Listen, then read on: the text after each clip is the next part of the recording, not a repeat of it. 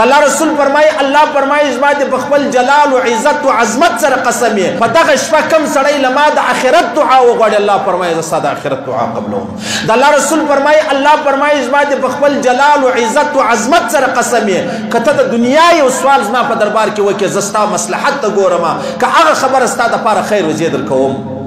دا په دغه شپه چې د اختر کومه شپه بلل کېږي دغه د اختر چې کومه شپه ده ودې ته لیلة الجائزه ویل کېږي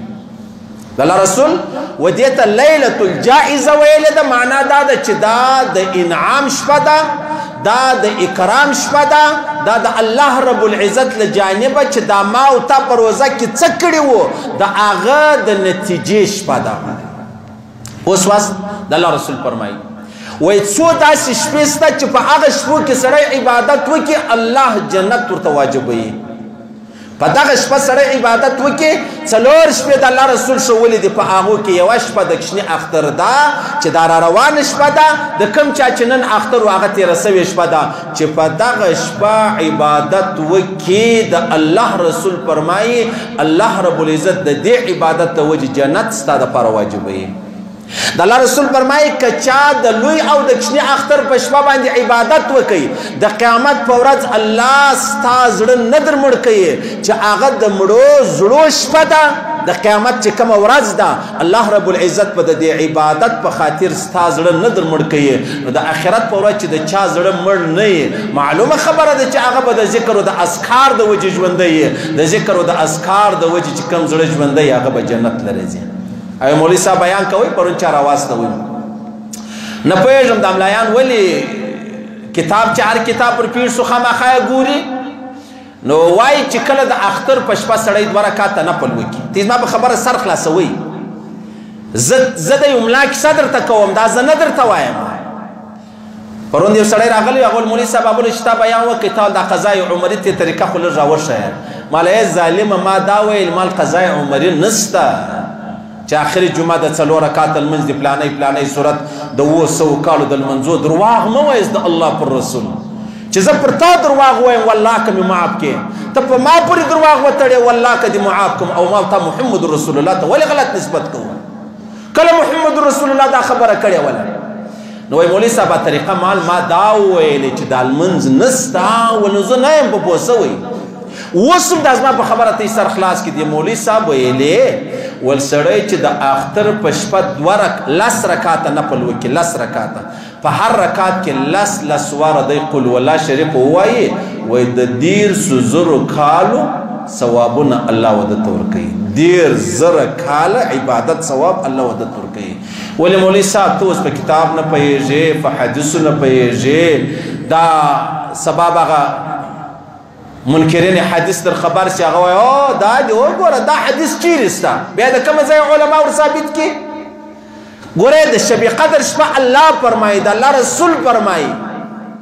د زورو میاشتو د عبادت ثواب دی صحیح شب قدر په شپه عبادت وکړي د زورو میاشتو د عبادت ثواب دی دلته د اختر په شپه د 10 رکعات نفل وکړو 10,000 کاله 10,000 کاله عبادت ثواب دی الله دې موږ ته معافي وکړي الله دې موږ ته هدایت وکړي بس بیا خلګي شیري و بل خواته بس ډیر والله د افسوس خبره ده ډیر د افسوس خبره ده تاسو د هر چا شی مشیروي زما دوم مشیروي ارزه مشیروي دا الله پښتنه درڅ کوي ما به درواغ ویلي نو چې ته زما درواغ شیرې نو بیا کته مولوي صاحب درواغ تا ویلي نو ستا سزا دې بیا ما ته راکړه ګوره ما درواغ وویل زما سزا زما ده بیا که تا زما درواغ شیر کړو الله رب العزت خو دا ستا د وجې ګوره دا زما درواغ تا شیر کړو هغه وایي پر دې ته د رښتیا خیال راتلی ستا سزا هم بیا الله ما ته راکوي ولې نو لږ مخ شاته ګورئ یار لږ مخ شاته ګورئ بیا به معامله نه خرابېږي بیا پریشاني نه جوړېږي 10 رکعاته په هر رکعت کې 10 واره قل والله 10,000 کال عبادت ثواب استغفر الله انا لله وانا الیه راجعون او وایي دا حدیث دی د پیغمبر علیه السلام دا حدیث دی حدیث نه دی یار نو دا ما درته ویل دغه شپه چې کومه ده د اختر دې ته لیلة الجائزه وایي په دا شپه باندې الله رب العزت و خپلو هغه بندګانو ته چې چا روزې نیولې وي چا تراویح کړې وي چا عبادتونه الله انعام ورکوي د الله رسول فرمایي علامه بیهقي و ابن حبان دا حدیث چې دی هغه را نقل کړی دی ملائکې راسي ملائکه راسي هغه د روډو د لارو د سړکو په کنارو کې ودرېږي بیا وای درځئ د الله عظیم دربار لره ډېر بخښلو والا ذات دی او ډېر لوی سي لوی قصور لوی ګناه الله در معافوي د الله رسول فرمایي د دې فرشتو خبره یو جنات نه اوري او یو انسانان نه اوري دا درخت دا ډبر دا غر دا لوټه دا مځکه دا یې اوري دا کله دا د اختر شپه چې کله راله د انعام شپه ده نو ملائکه الله رب العزت راواسته چیرې د کورو لره د کلو لره د سړکو لره د بازارو لره د مسلمانانو او هغه دا وایي درځئ د الله و طرف ته درځئ د الله و طرف ته ډېر عظیم ذات دی او ډېر لوی ورکولو والا ذات دی او ډېر عظیم ګناه بخښلو والا ذات دی بیا د الله رسول فرمایي بیا چې کله د اختر شپه سوله سهار د عیدګاه تیاری کوي د مسلمانان د الله رسول فرشتو ته وفرمایي وای چې کوم سړی روزې پوره ونیسي د هغه بدله څه ده د هغه بدله څه ده ملایکې ورته وایي الله د هغه بدله دا ده چې پوره اجر ورکړه پوره اجر ورکړه الله ملائکه ته فرمایي تاسو ګواه اوسئ ما دی معاف کړلو زه له دی راضي سولمه دی زه راضي کړم تاسو پر دې خبره ګواه اوسئ دا کله دا په دغه شپه باندې الله رب العزت و دې فرشتو ته د اختر په سهار الله رب العزت و فرشتو ته وایي چې څوک یو عمل وکړي ملائکو ته الله فرمایي څه ورسره وکړم وایي الله پوره اجر چې دی هغه ورکړه دا اوس منځه مخکې یو ځوان رالی ناوله د ځوانو ژړلې ولمولي صاحب د چا سره مزدور و نو بیا مې کار ورسره وکړي بیا یو څو 800 روپۍ 1000 روپۍ زما جوړېدلې هغه یې ما ته راکړلې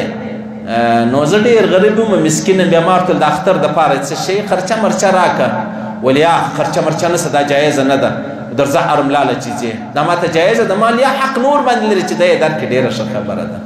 زموږ خلک ډېرې ناکۍ کوي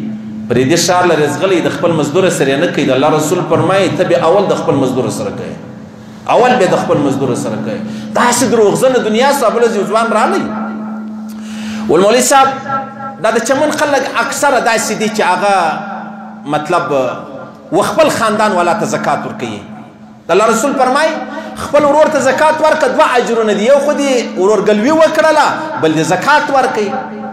نو په دا خپلو کې دا شی شته و خپلوانو ته ورکوي خپلو قریبانو خپل چې کوم د دې قوم دی هغو ته ورکوي ښه خبره ده ډېره ښه خبره ده نو ځوان رالی والمولي صاحب موږ یو ځای ولاړولو نو بیا یو زموږ د نږدې عزیز کېږي هغه رالی چې رالی بیا یې موږ به ورته داسې مطلب زکات ورکول کېدی هغه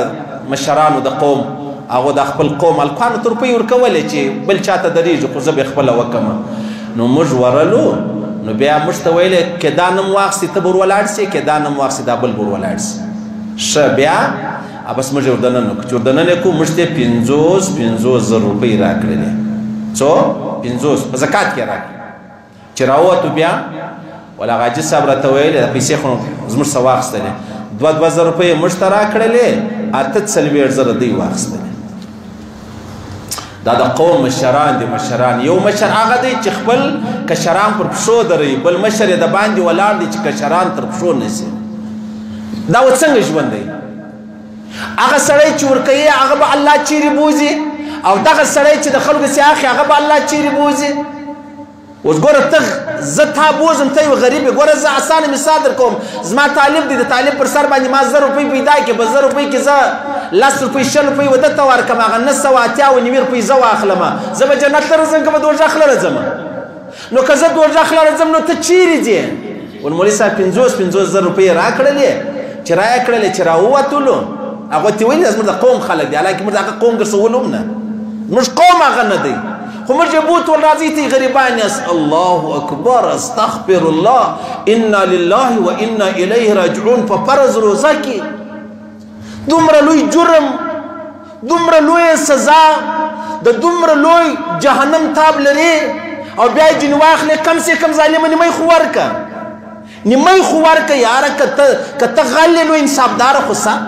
دونه بې انصافي خو مه کوه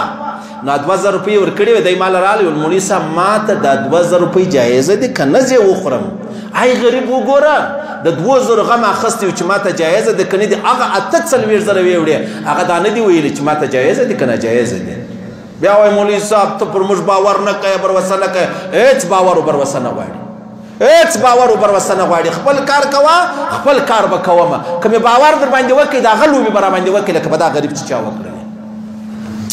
نو د الله رسول فرمایي چې الله ملایکو ته وایي زه دا خلکو سره څه وکړم ملایکو ورته وایي الله پړه بدله ورکړه الله فرمایي تاسو ګواه اوسئ دی زه راضي کړلمه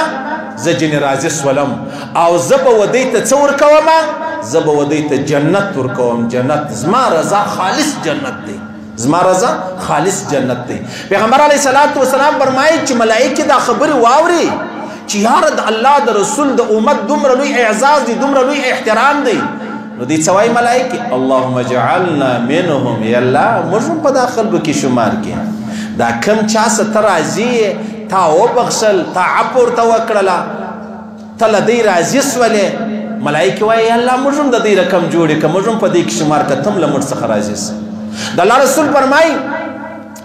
وای زما دې په خپل جلال قسم زما دې په خپل عزت قسم زما دې په خپل لویي قسم په دغه شپه کم سړی له ما د آخرت دعا وغواړي الله فرمایي زه ستا د آخرت دعا قبلوم د الله رسول فرمایي الله فرمایي زما دې په خپل جلال و عزت و عظمت سره قسم که ته د دنیا یو سوال زما په دربار کې وکړې زه ستا مصلحت ته ګورم که هغه خبره ستا دپاره خیر و زه در کوم دا په دغه شپه چې د اختر کومه شپه بلل کېږي بیا د الله رسول فرمایي د الله رسول څه وایي سبحان الله الله اکبر